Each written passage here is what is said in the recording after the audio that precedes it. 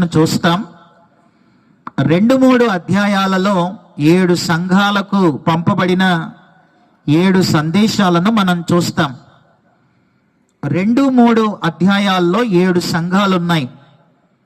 2వ అధ్యాయం 1వ వచనంలో ఎఫెసులో ఉన్న సంఘం, 2వ అధ్యాయం 8లో స్ముర్నలో ఉన్న సంఘం, 2వ అధ్యాయం 12లో పెర్గములో ఉన్న సంఘం, 2వ అధ్యాయం 18లో తుయితైరాలో ఉన్న సంఘం, 3వ అధ్యాయం 1వ వచనంలో సార్దీసులో ఉన్న సంఘం, 3వ అధ్యాయం 7వ వచనంలో ఫిలదెల్ఫియాలో ఉన్న సంఘం, అలాగే 3వ అధ్యాయం 14లో లవొదికయలో ఉన్న సంఘం.